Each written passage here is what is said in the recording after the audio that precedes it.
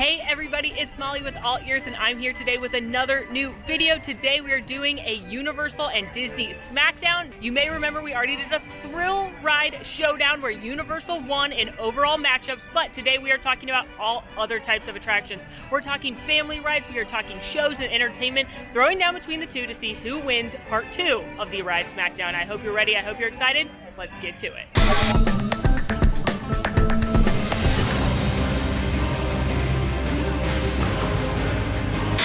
While Walt Disney World may have lost in the thrill ride category, they are certainly very strong in the other rides department. They are known for their family rides, they are known for their entertainment and their shows, so they're a very strong contender in this game. We're talking classics such as Fantasyland ride, shows at Disney's Hollywood Studios. There's a lot to love at Walt Disney World, and this is really their time to shine.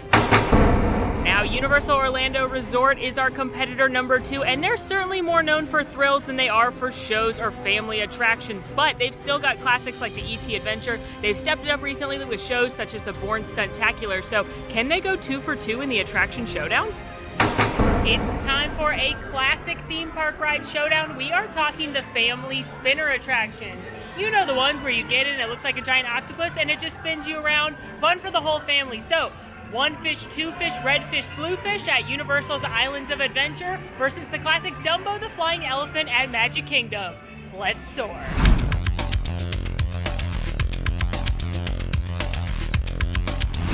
Representing Disney in this one, Dumbo the Flying Elephant. Now this is one of the most classic and iconic Disney rides of all time. There is one in every Disney property across the world, and it's of course your classic ride where you board the flying elephant and spin around with Dumbo. It's simple, it's cute, and I'm pretty sure you're legally required to take your kids here on your first trip to Disney World. I didn't make the rules. One of the best things about this attraction is the interactive queue. It's probably the best interactive queue in all of Disney. Not only do you get to sit down in the air conditioning, but your kids get to play in this adorable circus-themed playground while you wait. Your buzzer will go off when it's your turn to fly, and you basically didn't spend time just standing in a line. It's really, really cute and a great thing at this attraction.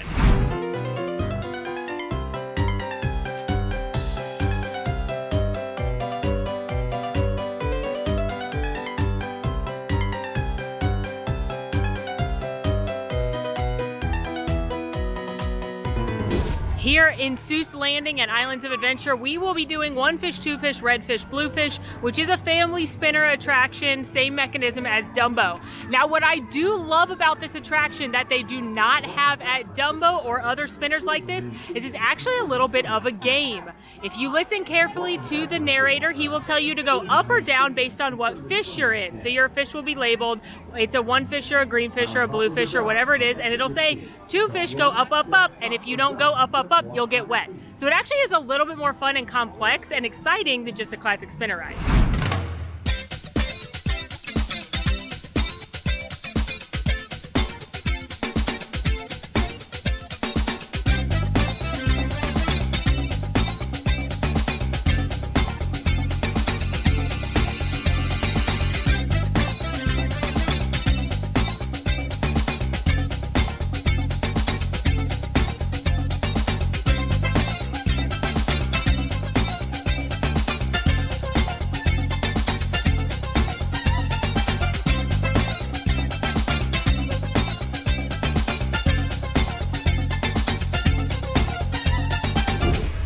The winner of spinner attraction is Dumbo the Flying Elephant. Sorry, Dr. Seuss. I adore that attraction. I think it's a lot of fun. I love that game element of it. I love that you could possibly get wet, even though I hate getting wet. It's a lot of fun. It's a great twist on the classic spinner attraction, but you can't beat the original. Dumbo is one of the best. It's one of the most fun. And again, it's quintessential, iconic, classic Disney, and you just can't beat it. Now what I will say is if it had been one fish, two fish up against Triceratops Spin or the Magic Carpets of Aladdin, I would have given it to Universal. But when it comes to Dumbo, how can you vote against that? Next up, we are duking it out on the shooter attractions. These are those interactive game attractions where you actually get to be put inside of basically a video game and play your way through. At Walt Disney World, we are looking at Buzz Lightyear's Space Ranger Spin, and over at Universal, we are going to ride Men in Black Alien Attack. Both feature aliens. One features Will Smith. One features my favorite Disney character, but both are a lot of fun where you're going to have a gun to shoot aliens and try and get the best score possible. I recommend both of these as must-dos when you're visiting, but which one is better? Guess there's only one way to find out.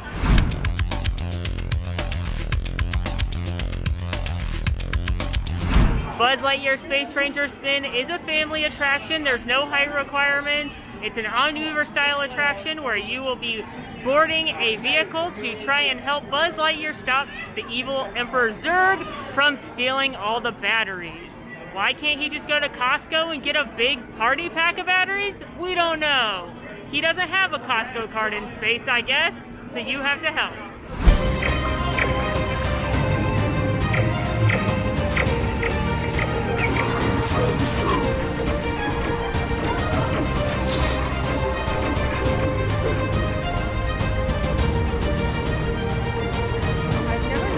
Taking on my boy Buzz Lightyear at the Space Ranger Spin, Men in Black Alien Attack. So this attraction is located at Universal Studios Florida, and it puts you into the Men in Black agency. You're going to join Will Smith, and you are going to go into the agency, but things go wrong, and there's actually an alien attack you have to help. It's really, really fun. A couple big differences, though, compared to Buzz Lightyear.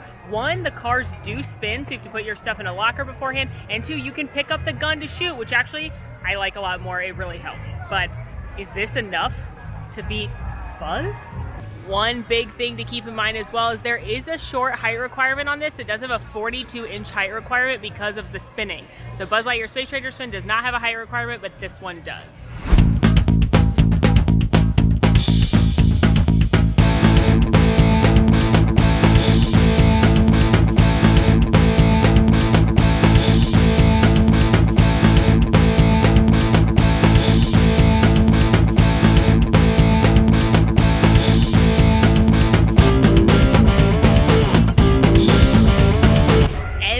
For shooting style attraction goes to Men in Black Alien Attack. I know, I'm as surprised as you are that I'd pick something that's not Buzz Lightyear, but this truly is the better attraction.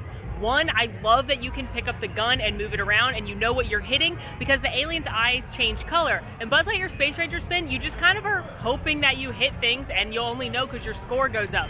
Two, this is for sure the best set that they've ever built for one of these attractions on the East Coast. The best one for sure is Spider-Man Web Slingers at Disney California Adventure, but we don't have time for that because that's out in Disneyland. So compared to the Disney parks, this one actually puts you in a giant set and you go through the streets of New York and it's really immersive and really fun.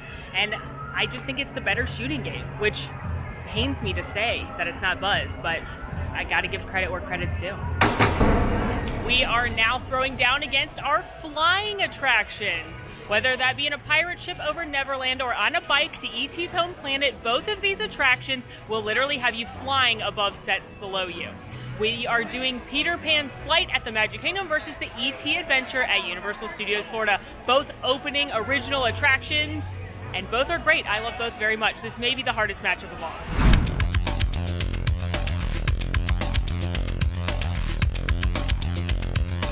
And of course, the flying attraction here at Walt Disney World, Peter Pan's Flight, this quintessential storybook attraction that flies you in a pirate ship over Neverland with Peter Pan and the gang.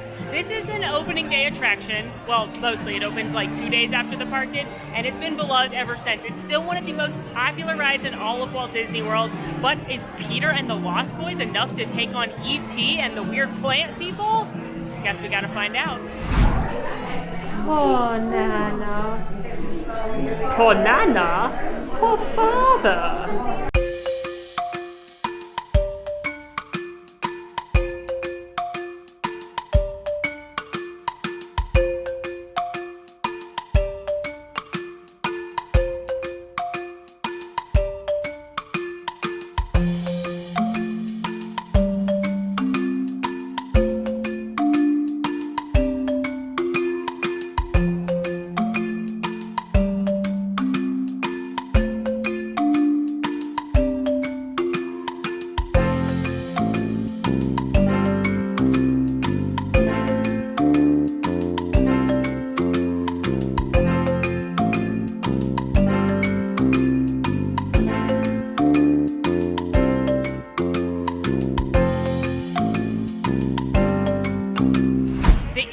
adventure here at Universal Studios Florida. It's tucked in the back of the park, and it's the last opening day ride inside Universal Studios. So this attraction has been around since the 90s when the park opened, and it of course features your friend and mine, E.T. The first part of the attraction is like the last 10-15 minutes of the movie where you are riding in a bicycle and helping E.T. escape, but then things get weird because you then go on your bicycle to E.T.'s home planet in outer space, and it is basically Steven Spielberg's fever dream come to life around you. But I absolutely adore it, and it's a must ride for me when I come to Universal. But can E.T. hold up with Peter Pan, a classic? There is a smell right when you get right here. Does a smell hit you? If you've been on this ride, you know exactly what I'm talking about. You should keep in mind, however, unlike Peter Pan's Flight, this attraction does have a height requirement. It's a 34-inch height requirement, so not very tall, but it does have one. And again, Peter Pan's Flight at Magic Kingdom does not. Every time I get off that ride, I am confused. Also, I just want to note, there are no mask requirements at Universal Orlando right now. No one's required to wear masks. Well, you are. It's the honor system. Indoors, you should wear them if you are not vaccinated, the rules say, and then everyone's encouraged to wear them inside. So I am fully vaccinated, but I still am wearing it inside per the CDC guidelines, but they're not required. Just a little update on that. But anyway, I came off of this, writing this video series, I was like, I think Peter Pan will win against E.T., even though I like both, but as I ride E.T., I still think Peter Pan wins because of the nostalgia, but E.T.'s longer, and it's pretty fantastic. So it's a hard call. Let me know how you weigh in on the E.T. Peter Pan debate down below. And the winner of Best Flying Attraction is Peter Pan's Flight. Now, truthfully, I kind of wanted to make this one a tie because I adore the E.T. adventure. I think it is so silly and so fun and so weird and so whimsical and great. But when it comes down to it, more people are going to love Peter Pan's Flight than they are the E.T. adventure. I think both of these are must-dos when you're at the parks. They're both original to the park that they're at. But the story of Peter Pan is just quintessential magic Disney, and frankly, Disney knows what they're doing when it comes to dark rides. So, in my opinion, you gotta ride both. It's almost a tie. I'm basically begrudgingly giving this to Peter Pan's Flight so I don't get yelled at. But let me know, are you an E.T. fan? Do you think it should be a tie? Let me know down there. Our next category, unconventional drumming shows. What do I mean by that? I mean live entertainment in both parks, which feature some guys banging on trash cans and poles and the floor and wood and basically everything that's not drums, but it sounds amazing. If you know me, you know that I love live entertainment in the theme park. So right now we are throwing down against the Beat Builders at Universal Orlando and the Jammers at Epcot.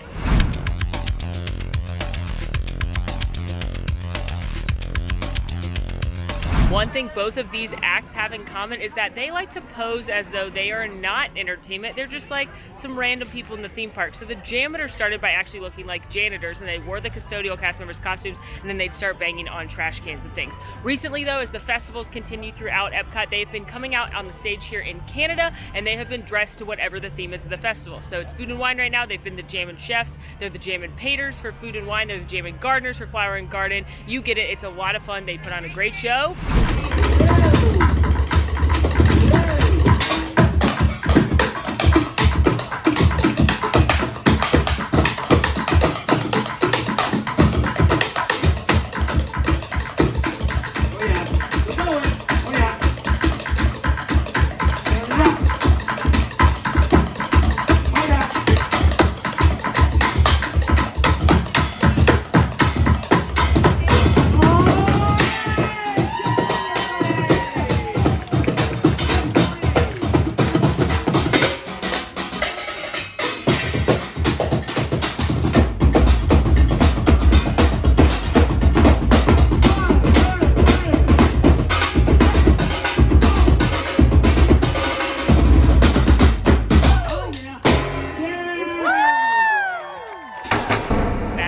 Against the Jammers in this beatdown. Such a good one. Anyway, battling against the JAMMers, you've got the Beat Builders, which are the percussion group here at Universal Studios Florida. The Beat Builders are like a construction site that's set up right here, and then these guys just go up there and they happen to all be really good at banging on the different pipes and buckets and things, and then they drop an awesome set. I love the Beat Builders. They're one of my favorite things in Universal Studios. They are like the JAMMers, but harder. They're a little more fun. They're a little more hip. And they usually play a remix to Beat It by Michael Jackson, so. Safety is universal. Yeah. Woo!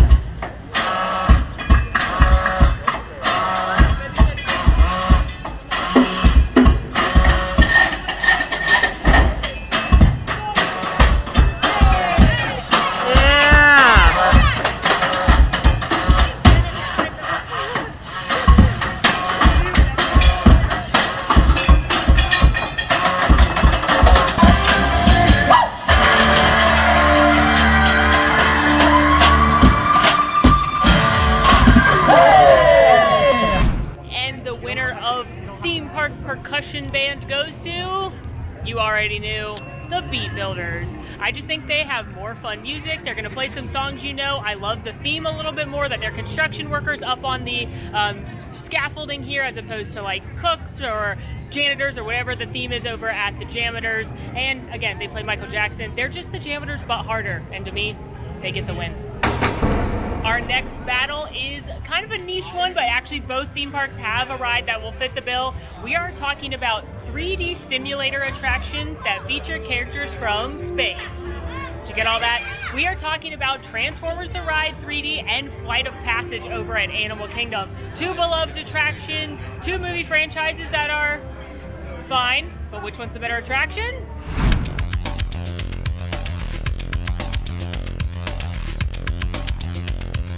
And of course, the heavy favorite in this category is Avatar Flight of Passage, which is located in Pandora in Disney's Animal Kingdom. It checks all the boxes. It's 3D, it's a simulator, it's in space. It's basically the same as Transformers, right? Wrong. This is unlike any other attraction you will ever go on. I don't particularly love simulator attractions, and this one is incredible. You're gonna board a motorcycle-style seat because you're flying on the back of a Banshee over the Valley of Moara. It's absolutely beautiful, it's absolutely incredible, and again, it is truly one-of-a-kind experience. It's one of the most popular rides in Disney World. Flight of Passage has a 44-inch height requirement. Now, it does have very unusual seats, so you're gonna wanna check the tester seat if you are concerned about being comfortable in that seat, but it's a very, very cool attraction. It's gonna have a very long wait throughout the day, but the queue's gonna wipe you through the bioluminescent forest, through the science lab. You're gonna see Hank in the tank. Then you're gonna board your attraction, put on those 3D glasses, and truly be blown away.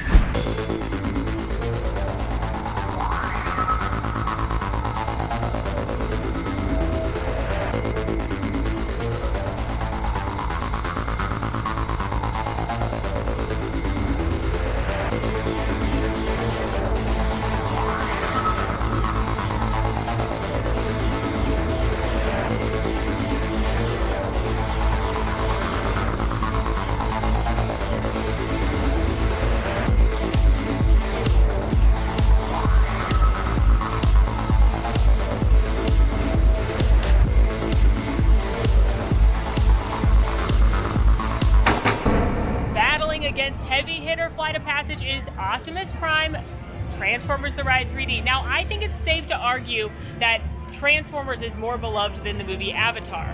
This attraction is very, very cool. It will put you in a simulator with 3D glasses. You are going to help the Autobots roll out and fight against the Decepticons. It uses simulator screens as well as live sets around you to really immerse you in the story. But can it beat Flight of Passage, one of the most popular attractions at Walt Disney World?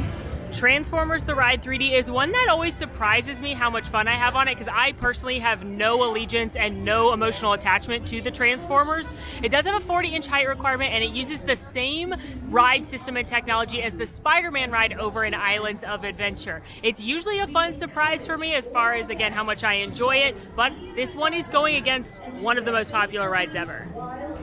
And the winner in the incredibly niche category of 3D space simulator that somehow both theme parks have an attraction that fits perfectly within that theme goes to Flight of Passage. Was there ever any doubt? No matter how much I enjoy Transformers, and I am always blown away by how much I enjoy that attraction, you're not going to top Flight of Passage in this category. It's a one-of-a-kind experience. There's nothing else like it in any other theme park. It is truly one of the best and most technologically advanced attractions Disney has ever built. If you're able to ride this attraction, I absolutely insist that you do, because you will love it. So this one was an easy win for Disney. Sorry, Optimus. Our next matchup, Stunt Show Throwdown. One of the most fun things that you can do, in my opinion, at a theme park is go to the shows. Especially, I love the stunt shows. I think they're great for all ages. Your little ones are going to enjoy it. Your older ones are going to enjoy it. Your teens may even enjoy it if it's cool enough. There have been a variety of stunt shows at both parks over the years, but for this Throwdown, we are choosing between a classic that's been at Disney for a long time and a brand new stunt show that just opened up last year at Universal. Can Indiana Jones whip the Bourne Stuntacular?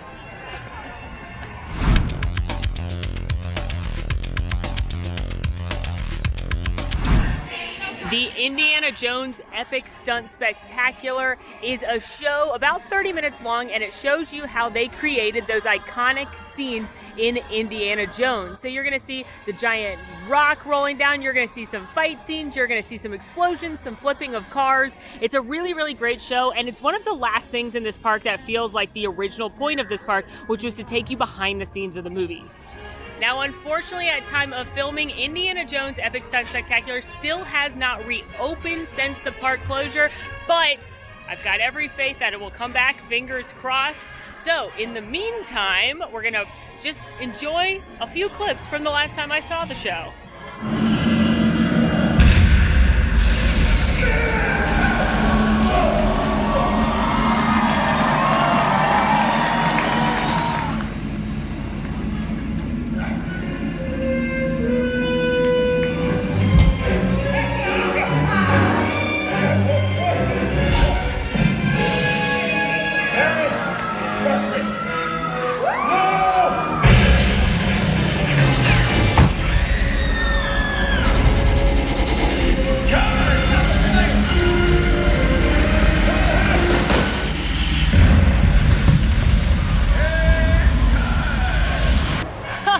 Oh, that Indy always getting into trouble. Wasn't that fun?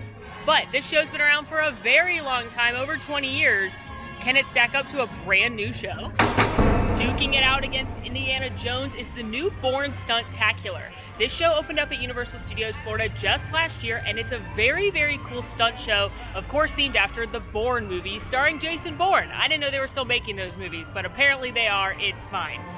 But the Bourne Stuntacular is very, very cool because it combines real sets with projection mapping screens. So Fast and the Furious walked so that this attraction could run. And I know a lot of people don't like Fast and the Furious Supercharged. I personally love it in an ironic sort of way. But that technology they developed for the party scene actually looks amazing in here. There are times when you're not going to know if it's real actors on the stage or real set pieces versus the screen behind it. So it's really cool. I mean, sometimes the story is a little bit hokey, but the technology is pretty incredible at this stunt show.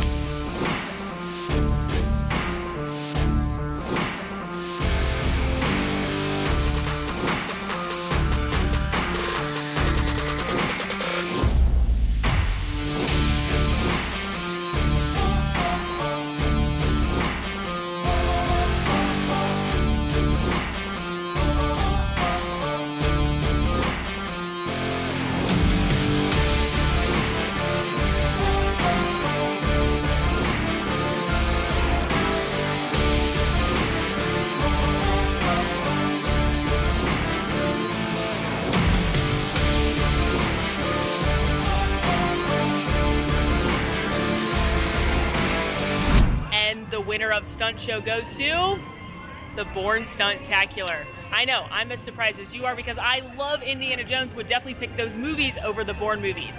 That said though, we gotta look at which one's the best, and the latest and greatest technology is used here in the Bourne Stuntacular, so it's gonna have to take W on this one. It's a really, really cool show. I feel like a lot of people skip over it when they're in Universal, and while I wouldn't prioritize it over some of the bigger attractions or the Wizarding World of Harry Potter, it's a great way to sit in air conditioning, get a little cool, and I promise you will be impressed by this technology. Our next matchup, 3D experience movies. Now these are theater shows at both parks that are not only in 3D, but there's some 4D experiences as well, whether it be because the chair moves or because of cool effects.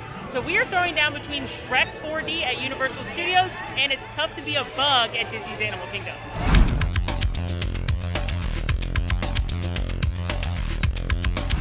It's Tough to Be a Bug at Disney's Animal Kingdom.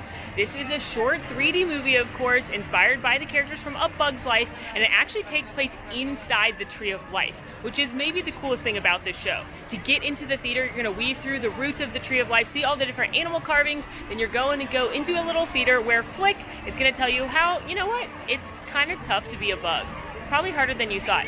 Warning though on this one, it sounds cute, it sounds adorable, it's actually kind of a nightmare because there's a large hopper animatronic, it gets very dark, large spiders dangle from the ceiling.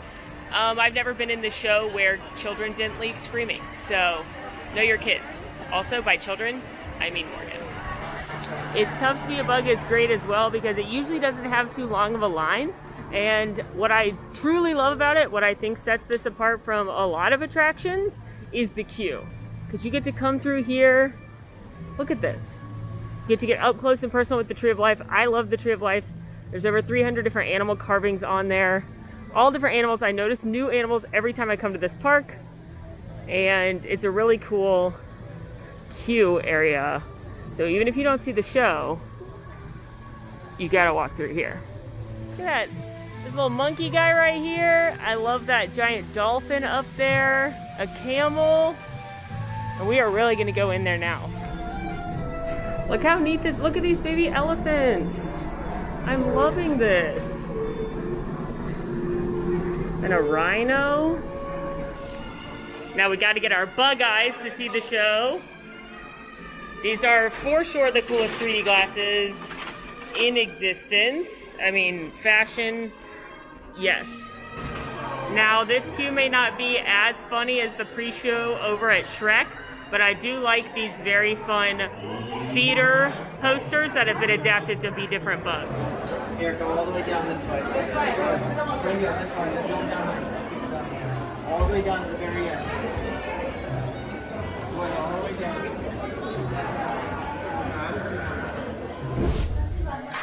I think I forgot how cute that show is. But as usual, a child left screaming. At least one. One passed in front of me.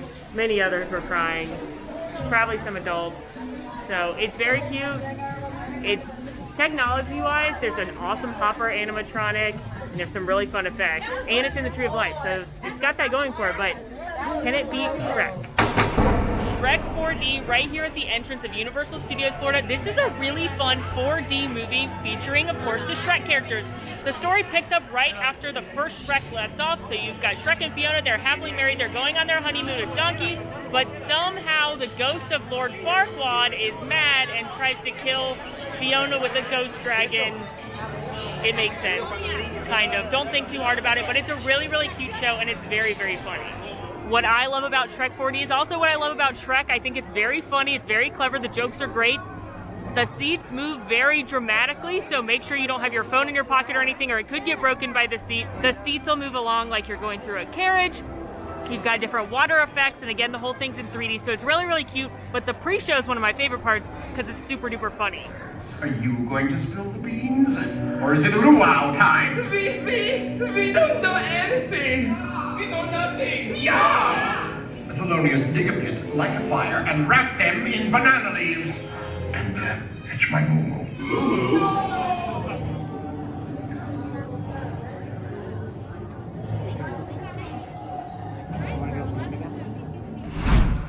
And the winner of 4D show is Disney with It's Tough to Be a Bug. Now these are both very, very cute shows. I wouldn't say either one is a must-do at their representative park, but they're great spots to get out of the air conditioning, and they are a lot of fun. What gives It's Tough to Be a Bug the edge, though, is the technology advance. It's got that awesome hopper animatronic. It's inside the Tree of Life, and the effects, albeit scary, are very, very cool, very, very fun, very, very surprising, and just a little bit better than the effects over at Shrek 4D. Now, I personally like Shrek more than It's Tough to Be a Bug, but when it comes down to it, you gotta think of which is the best of these two, and it's this one. Coming up next in our throwdown, we've got the Character Palooza shows.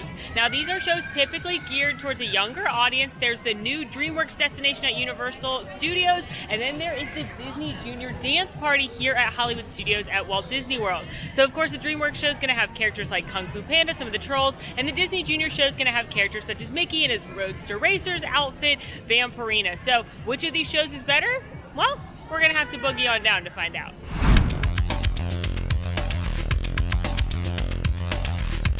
The Disney Junior Dance Party, it's actually a little bit different. It's an abridged show now that it's reopened since the closure, but it's presented several different times a day, and it is perfect for your little ones who run around and see their favorite Disney characters. So the show stars appearances from Mickey Mouse, Timon, Vampirina, and it's a lot of fun. Now, the characters aren't going to interact with your kids. They're going to be up on a stage dancing, but they and a DJ will teach your kids how to do some dances, and it's really, really cute and a great way if you've got little ones for them to burn off some energy.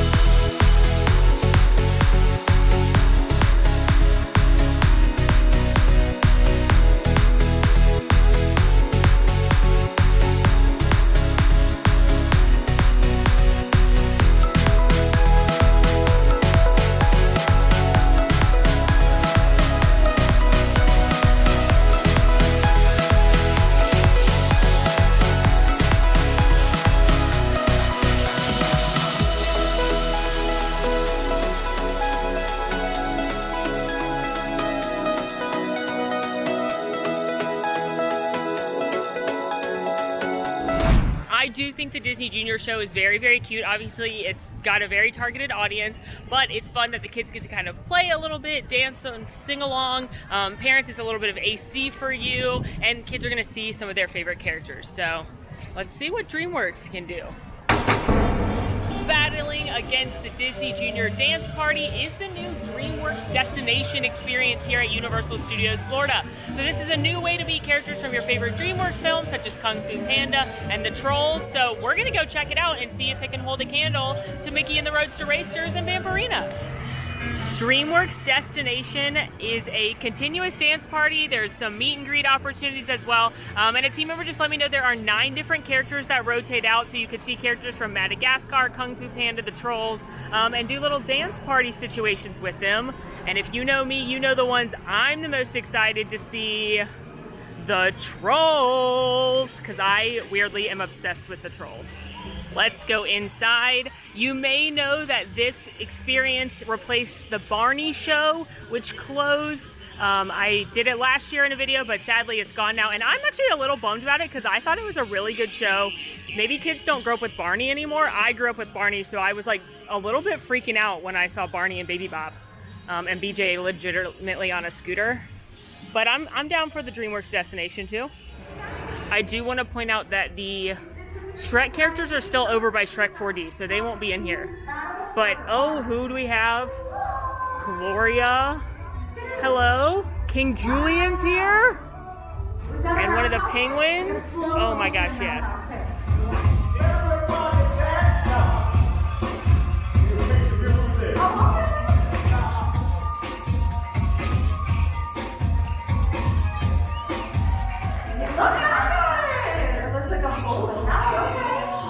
You guys, this is her song. She's big, she's chunky, she's amazing. We love her. Make some noise for Gloria! Oh, okay. Yes!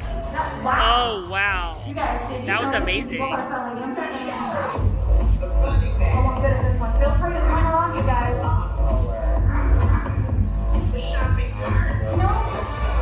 Alright, give it up for our DreamWorks celebrities and dancers running over here. Oh my gosh. Numerous. Hi, Branch. I think you're so cute. Yeah. You're adorable. Hi, Puss in Boots. How are you? So good. You're a really good dancer. Yeah, I was impressed. Trolls are known for singing, for dancing. Do you want food? Of course. Are you hungry? You know me? You do? Oh my gosh, you've seen me before?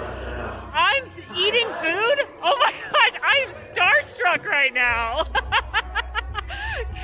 Do you like when I eat? Yeah? Well, you should come with me sometime. Yeah, that'd be perfect. Oh, is that your phone number? British, of course, wasn't always so friendly. Molly. That's me. Yeah. Oh my gosh, Puss, you're killing me. Wow, I gotta say, the DreamWorks destination is quite the party. I actually really liked that. I thought the layout was awesome. It's very, very informal compared to the Disney Junior show. You still get to see the characters. You still get to dance. There's benches in there with air conditioning. If you don't want to dance, you can get pretty close to the characters for pictures, which you cannot do at the Disney Junior show. But the characters aren't quite as popular as some of the Disney Junior ones. And the winner of Character Dance Party goes to... It's a tie. I'm not going to tell you which one's better, the Trolls or Vampirina, Kung Fu Panda, or Timon. It really comes down to which of these characters that you care more about. That's going to be the one that's better for you and your family. I personally like the layout of the DreamWorks destination more than the formal show, but how can you beat Mickey Mouse? So I think both of these are great if you've got little ones that care about these characters. They're both really fun, ways to get inside some air conditioning, have them dance, get up close and personal as much as you can with characters right now, but I'm not going to tell you which one's better because it truly comes down to which characters you prefer. This next category puts you into the dark as some of your favorite characters and stories come to life around you. It's time for the classic dark ride battle. At Magic Kingdom, we will be going on the mini adventures of Winnie the Pooh, and here at Islands of Adventure, the Cat in the Hat.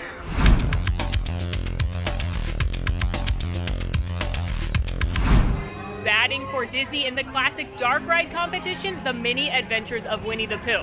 We already used Peter Pan's flight in the hanging attraction battle, so this is the perfect attraction to go against Cat in the Hat. It's got beloved characters, it's got a whimsical ride vehicle that does a little bit of the unexpected, but it's also just a great dark ride. Now this is one of my favorites. I think it's a little bit underrated, but I love that you get to see the 100-acre Wood Gang, but Cat in the Hat's a lot of fun as well, and they're both great family attractions, so this could be a tough one.